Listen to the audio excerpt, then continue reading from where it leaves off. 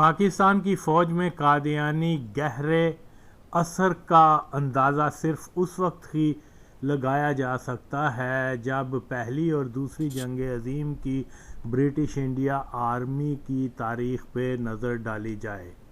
پاکستان کی تشکیل کے وقت تک برٹش انڈیا آرمی میں قادیانی افسران کی بہت بڑی تعداد موجود تھی، اور جب پاکستان بن گیا تو یہ فوجی افسران پاکستان کے دفاعی اداروں کے کرتا دھرتا بن بیٹھے۔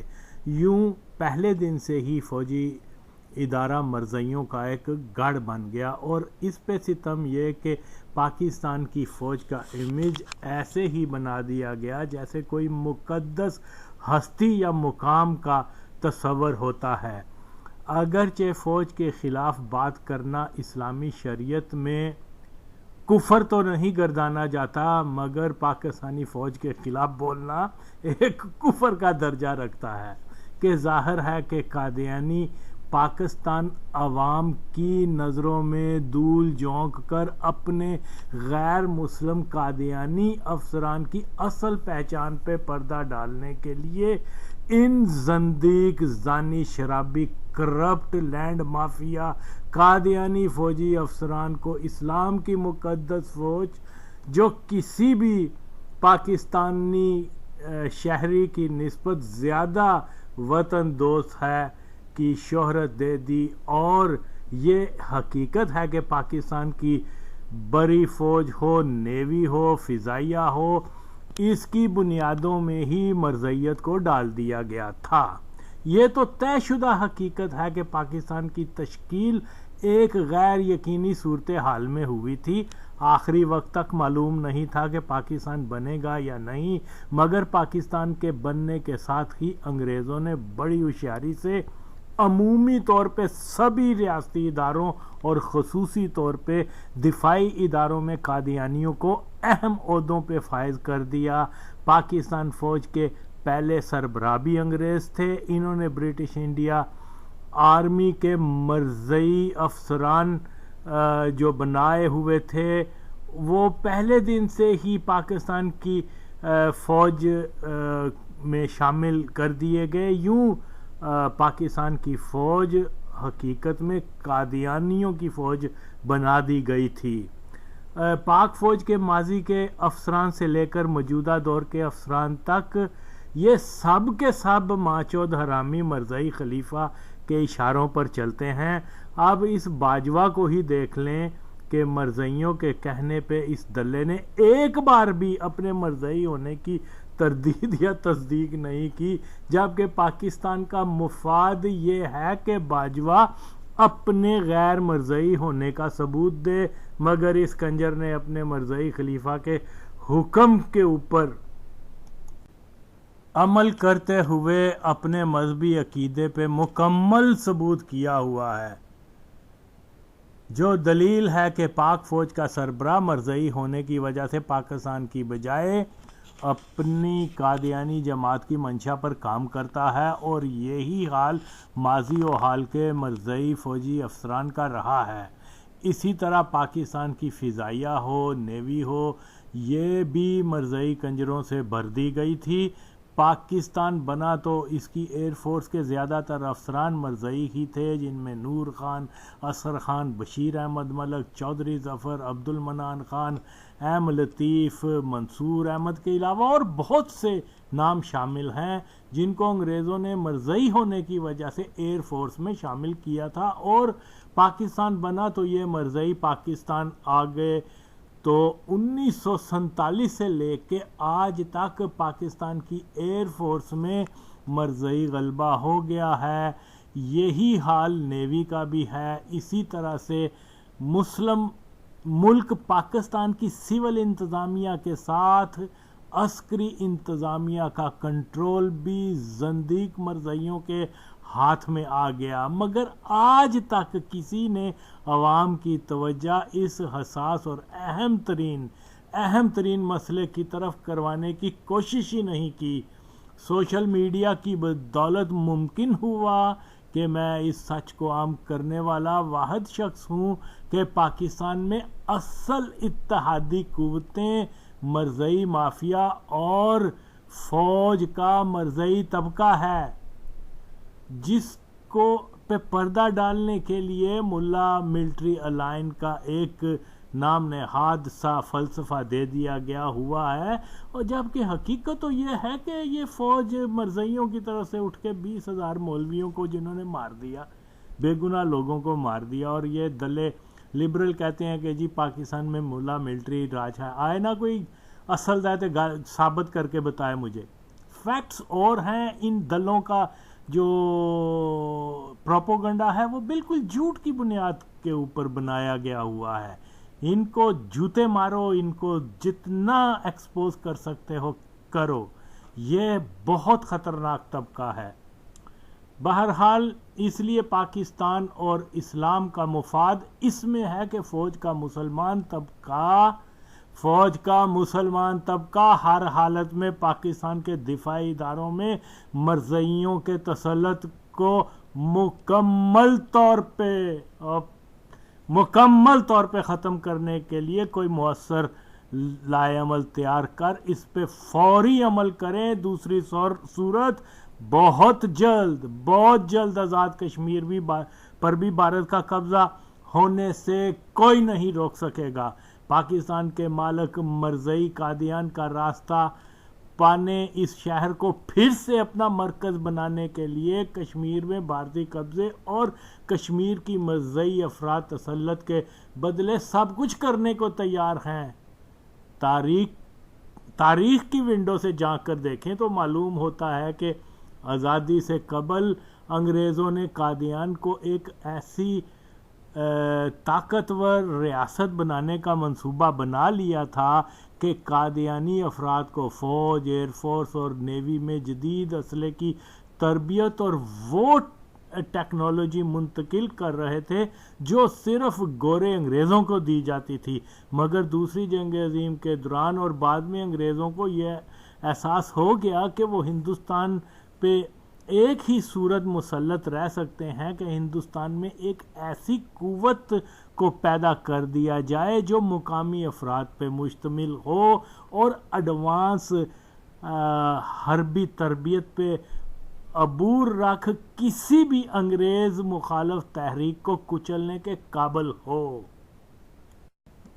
اسی لیے انگریزوں نے احمدی فورس نامی فوج کا ایک شعبہ بنایا۔ اس میں شامل مرزئی نوجوانوں کو اعلیٰ تربیت دی جاتی تھی، مگر دوسری جنگ عظیم کے بعد انگریزوں کو ہندوستان چھوڑنا پڑ گیا۔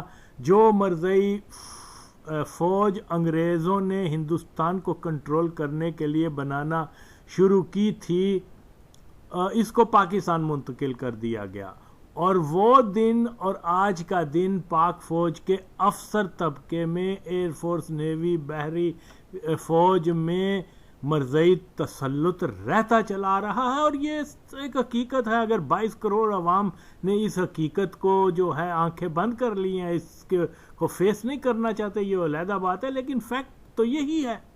اور یہی صورتحال پاکستان کے سول اداروں کی ہے۔ تو سچ یہ ہے کہ ہم انگریز کی غلامی سے نکل مرزئی کی غلامی میں بری طرح پہنچ چکے ہوئے ہیں، جس کے خلاف میرے علاوہ اور کوئی بولتا نہیں۔ جو دلیل ہے کہ مولوی ہوں یا لبرل، وہ سب پاکستان میں مرزئی حاکمیت کے ہی طرفدار ہیں۔ البتہ لبرل مرزئی حاکمیت پر پردہ ڈال مرزئی پرسیکیوشن ان پاکستان کا رونا روتا رہتا ہے، تو ملا دین کے آنے اور اقبال کی شاعری اور پاکستان خدا کے رازوں میں سے ایک راز ہے، اس کو کچھ نہیں ہوگا۔ خواہ پاکستان میں مرزئی، یہودی، عیسائی، ہندو، سکھ تسلط ہو، مگر عوام بے فکر ہیں کہ پاکستان کو کچھ نہیں ہوگا۔ کیوں کہ پاکستان خدا کے رازوں میں ایک راز ہے۔ ایسی باتیں کر کے برین واشنگ کی جا رہی ہے، یہ رجحان انتہائی خطرناک ہے، اور اصل مسئلے مرزئی تسلط سے توجہ ہٹانے کا سبب ہے۔ منافقت کی حد ہے کہ ختم نبوت کے نام پر جلسے منعقد کروائے جاتے ہیں، مگر پاکستان میں ختم نبوت کے منکر مرزائیوں کے بڑھتے اثر پہ کوئی لفظ تک نہیں بولا جاتا، جس طرح کے میں ایک عرصہ دراز سے مرزئی تسلط کے خلاف آواز اٹھا رہا ہوں۔ اس ویڈیو کے آخر میں مرزئی شاعر اور اہم مرزئی شخصیت محمد علی کا بیان سنا جا سکتا ہے کہ مرزئی کس طرح سے انگریز افسران کی آؤ بھگت کر کے اپنے لیے انگریزی مراد کا حصول ممکن بنایا کرتے اور انگریز مرزئیوں کی ایئر فورس تشکیل دینے کے مرحلے میں تھے کہ پاکستان بن گیا، جس کی وجہ سے تمام مرزئی پاکستان کی ایئر فورس میں شامل ہو کر مسلمان ملک کی ایئر فورس کے مالک ہی زندیق کافر مرزئی بن گئے۔ اب خود سوچیں کہ انگریز کیوں صرف مرزئیوں کو ایئر فورس بنانے کی طرف لے جا رہے تھے؟ یعنی ہندوستان میں مرزئیوں کا سٹیٹس ایک سپر پاور کے بنانے کے پیچھے کیا مقاصد تھے؟ کہ دوسری جنگ عظیم کے وقتوں میں ہوائی طاقت کا رکھنا یہ ایک سپر پاور کی ایک ٹیکنالوجی تھی، اور یہ سب مرزئیوں کو انگریز سونپ کر جا رہے تھے، جبکہ اس زمانے میں ہندوستان میں کئی ریاستیں بھی موجود تھیں، مگر کسی بھی ریاست کو ایئر فورس بنانے کی اجازت نہیں تھی، مگر قادیان کے اندر ایک ایئر فورس بنائی جا رہی تھی۔ وہ تو پاکستان وہ تقسیم ہو گئی تو یہ ان کا جو ارادہ تھا وہ نہ ہو سکا، ورنہ دوسری صورت میں قادیان کی اپنی ایک آرمی ہونی تھی، ایئر فورس ہونی تھی، اور ممکن ہے کہ ان کو ایٹمی طاقت بھی انگریز بنا دیتے کہ اگر کوئی ہندوستان کے مسلمان یا کوئی بھی دوسرا بولے تو ان پر چاہے ایٹم بم پھینک دو۔ تو یہ تو ریالٹی ہے۔ ان بغیرتوں نے جو کچھ کیا ہے پاکستان کے ایٹمی پروگرام کے ساتھ، وہ بھی ایک اس کے اوپر جو ہے پوری نئی تاریخ لکھنے کی ضرورت ہے، اور جس طرح سے مرزئی تسلط رہا تو پاکستان بہت جلد ایٹمی قوت سے بھی بائے بائے کرنے والا ہے۔ یہ انتہائی زیادہ خطرناک رجحان ہے پاکستان کے سروائیول کے لیے۔ بہت ضروری ہے کہ مرزئیوں کو فوج سے اور دیگر حساس اداروں سے فوری ختم کیا جائے۔ انفارچونیٹلی مولوی لوگ جو ہیں وہ لوگوں کو غلط چیزیں بتا رہے ہیں، 1500 سال پہلے کے واقعات بتا رہے ہیں جو ہم سب کو معلوم بھی ہیں۔ اقبال کو اللہ کا کوئی نبی کے طور پر بنانے کی پیشکش کر رہے ہیں۔ کیا ہو رہا ہے پاکستان میں؟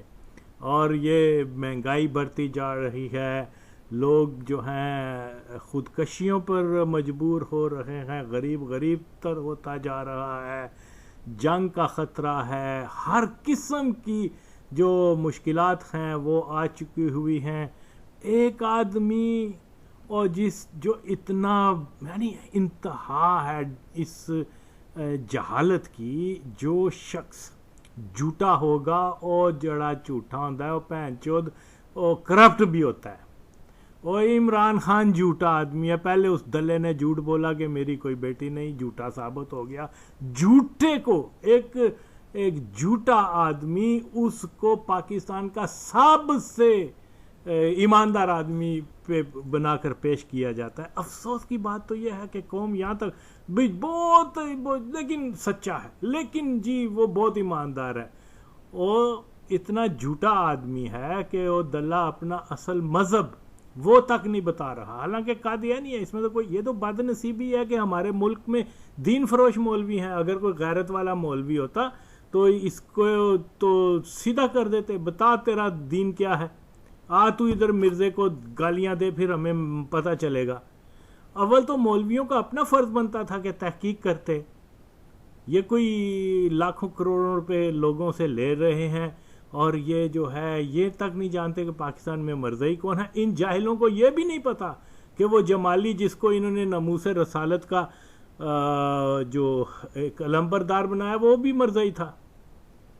یہ ضیاء الحق جیسے مرزئی کو جو ہے وہ مسلمان کہتے ہیں۔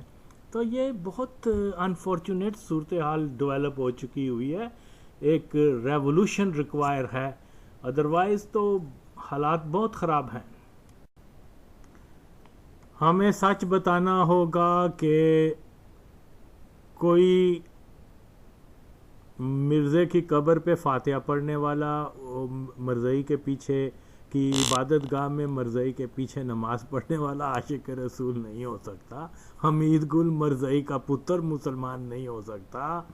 اور سی آئی اے کی ایجنٹ جو ہے وہ اسلام کی بیٹی نہیں ہو سکتی. خدا کا واسطہ ہے، عقل سے کام لو اور حقائق بتانے چاہیے کہ اب وقت ہے کہ اصل چیزیں جو ہیں وہ ان پر کام کیا جائے. اس کے اوپر تو کوئی کام ہو نہیں رہا، بس اپنے اپنے افسانے لوگ سنا رہے ہیں جن کے پیچھے افسانے ہیں، حقیقت کا کوئی پہلو نظر نہیں آتا. حقیقت یہ ہے کہ پاکستان ایک مرزائی تسلط ریاست بن گیا ہوا ہے اور بہت عرصے سے بن گیا ہوا ہے، اور اس کے اندر بالکل مذہبی طاقتوں کا پورا دخل ہے، عمل ہے. ایسی بات نہیں ہے کہ مرزائیوں کے ہاتھ میں کوئی جادو کی چھڑی ہے، انہوں نے ایسے کیا اور وہ مالک بن گئے. یہ تو ہمارے مولویوں نے جو ہے دین کو بیچا ہے، اور اسی لیے آج مرزائی جو ہیں وہ پوری شان و تان سے پاکستان کے مالک بنے ہوئے ہیں. کوئی بات تو کر کے دکھائے، الٹا ٹانگ دیں گے اس کو.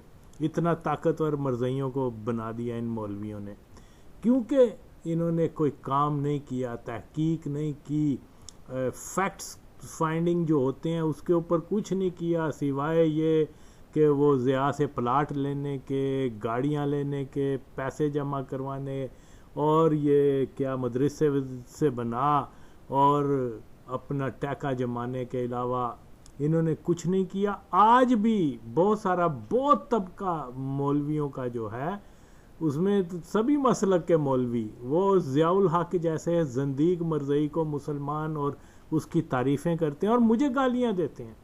اور چلو وہ مرزائی نہیں تھا، آئے کوئی مرزائی یہ بتائے کہ کوئی شناخت شدہ مرزائی کی جب نماز وہ فاتحہ خوانی کرے گا تو پھر وہ مسلمان رہے گا.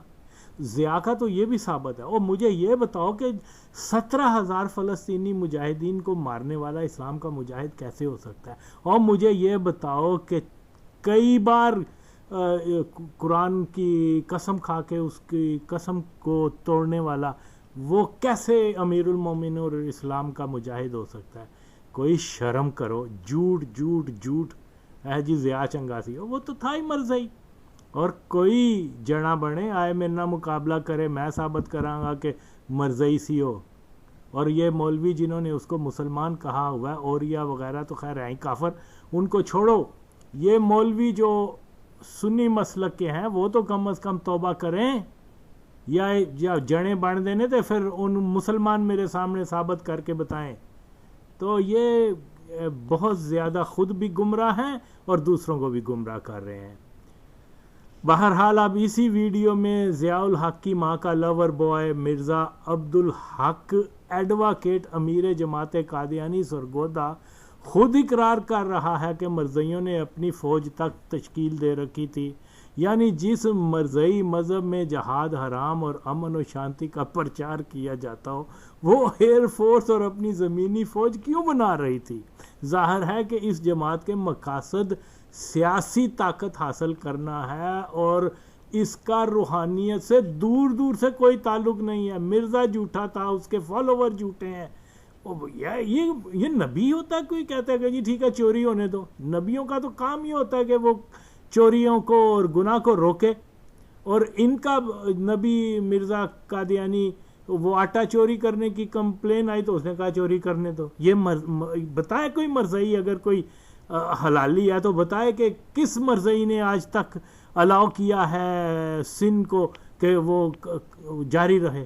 کوئی. یہ تو نبی کی شناخت ہی نہیں ہے. نبی تو آتے ہی گناہ کو روکنے کے لیے، اور یہ کم بخت مرزا قادیانی کہہ رہے ٹھیک ہے چوری کرنے دو اس کو. لعنت ہو مرزائیو یار، تم اتنا پڑھے لکھے ہو، تمہیں یہ بھی سمجھ نہیں آ رہی کہ یہ تو نبی کی شان ہی نہیں ہے کہ وہ کسی کو جو ہے وہ گناہ کے کو کنٹینیو کرنے کی ایڈوائز کرے. بہرحال خود ہی سوچیں.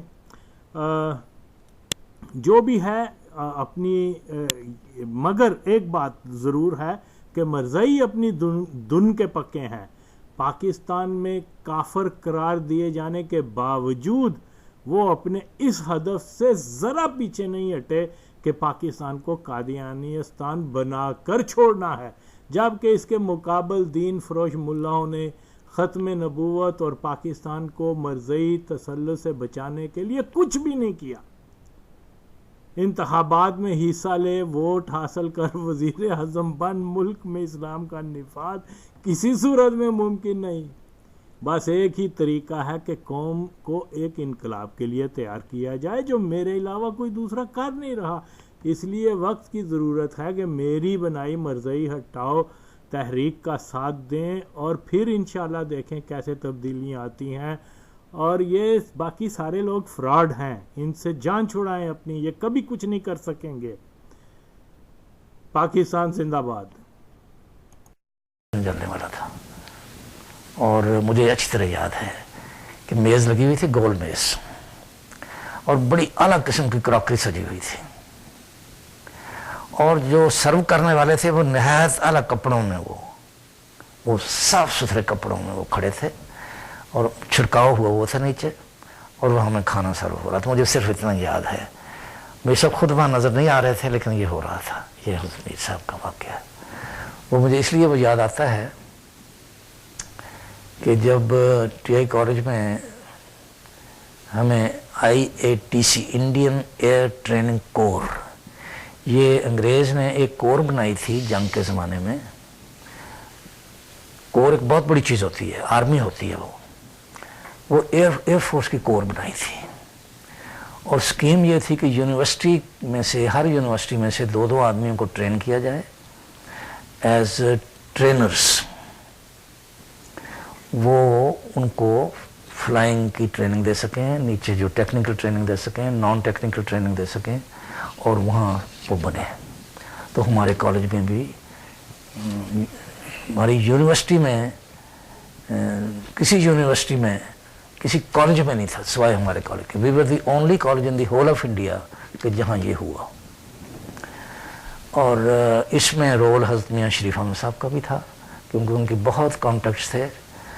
اور ایک بہت بڑا افسر ایئر فورس کا ہمارے کالج کو وزٹ کرنے بھی آیا تھا، اور حضرت میاں صاحب نے اس کی دعوت بھی کی تھی، میں بھی اس میں شامل تھا. مجھے اتنا یاد ہے کہ وہ ساؤتھ انڈیا کا تھا، اور حضرت میاں صاحب نے اس میں 6-7 قسم کے اچار رکھے تھے، اور وہ اچاروں کی تعریف بڑی کر رہا تھا. بعد میں حضرت میاں صاحب نے فرمایا کہ اس علاقے میں اچار بہت کھاتے ہیں لوگ، تو حضور اس لیے رکھا ہوا.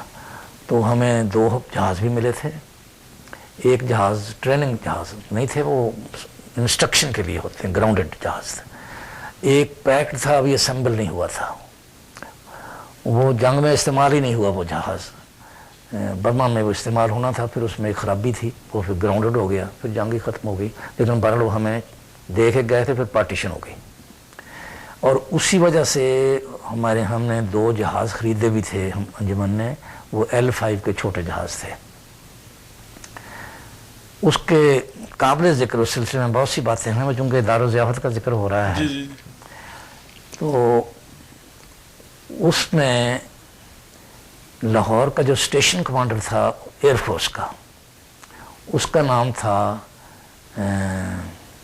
ابھی یاد تھا بھول گیا ہوں، کہ یاد آئے تو بتا دوں گا، مسٹر فلائٹ لیفٹیننٹ بڑا افسر تھا وہ، برل وہ مجھے بھولتا ہے، وہ اسٹیشن کمانڈر تھا لاہور کا. پہلے ہم نے اس کی دعوت کی. وہ حضرت چودھری ظفر اللہ خان صاحب کی کوٹھی پہ ٹھہرایا گیا ان کو.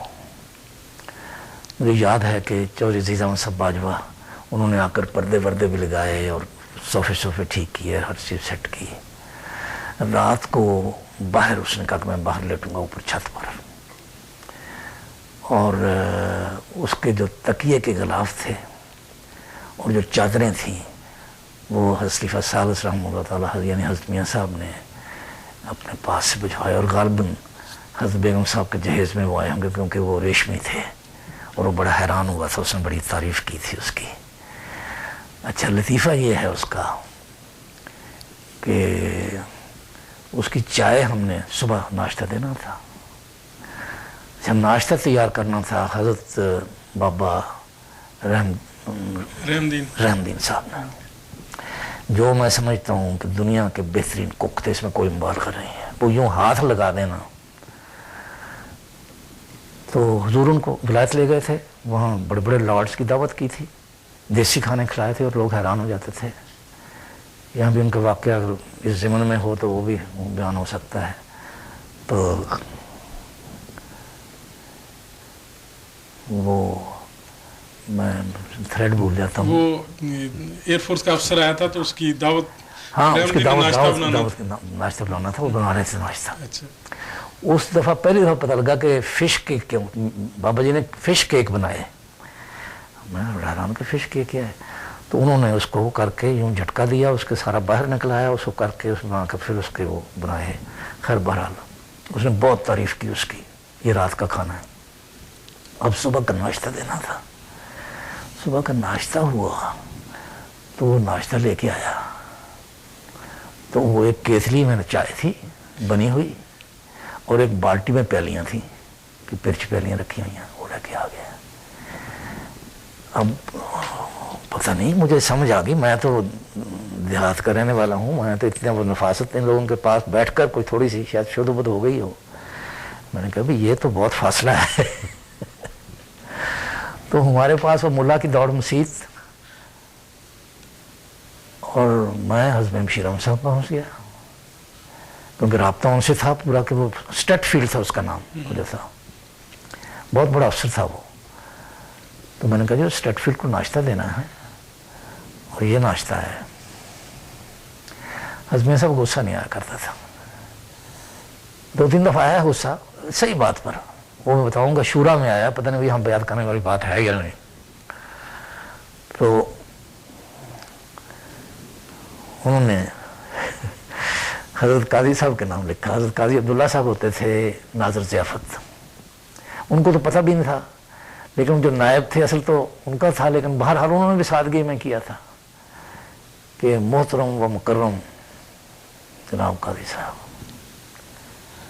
حضرت میر صاحب کی وفات ہو چکی تھی، حضرت میر محمد اسحاق صاحب کی، کہ میر صاحب نے وہ جو اتنی کراکری خریدی تھی، عمدہ کراکری، اس کو بڑی حفاظت سے رکھا ہوا تھا. آپ نے جس الماری میں اس کا اچار ڈال کر رکھا ہوا ہے، اگر اس کو ابھی صاف کر کے نہ بھیجا تو میں خود آ کر تالا توڑوں گا. وہ اب ہمارے لیے تو یہ قیامت برپا ہوگی کہ حضرت قاضی صاحب کے پاس کیسے لے کے جائیں. اب ہم جناب بیٹھے ہیں. گرداسپور کا سیکٹری مجھے بنایا گیا، تو اس میں بڑا رابطہ رہا دوسروں سے. وہ بھی محسوس کرتے تھے کہ یہ بڑے کام کرنے والے لوگ ہیں اور یہ ہمیں بھی کام کرنے سکھا دیں گے. تو اس کے بعد حضور نے پھر ایک وقت آل انڈیا نیشنل لیگ بھی بنائی تھی، جس کا جو پاکستان بننے کے بعد تو ختم ہو گئی، لیکن کئی سال اس نے کام کیا. اس کے پہلے صدر شیخ بشیر احمد صاحب تھے، دوسرا منتخب صدر خاکسار ہوا، اور اس میں ایک کور بھی بنائی تھی جس کو وردی پہنائی، نکریں بھی گھٹنوں سے نیچے تک جانے والی نکریں بھی پہنائی گئیں. تو اس کا کام تھا ملٹری ٹریننگ اس وقت. تو اس میں بھی جماعت کا خوب جماعت کی تربیت فرمائی حضور نے. بلکہ ایک دفعہ عیدگاہ کے متعلق سکھوں نے یہ اعلان کیا کہ یہ ہماری زمین ہے، ہم اس پر قبضہ کریں گے قادیان میں. تو میں نے مقرر کر دیا چودھری اسد اللہ خان صاحب کو، وہ نیشنل لیگ کور کے تھے انچارج. تو ان کو مقرر کیا کہ 100 خدام کو لے کر آپ وہاں بیٹھے اور ان کو نظیر نہ دیں. چنانچہ ایسا ہی ہوا کہ بیٹھے اور وہ قریب نہیں آئے، آتے گئے، بھاگتے گئے، آتے گئے، چلے گئے. جس وقت ڈپٹی کمشنر کو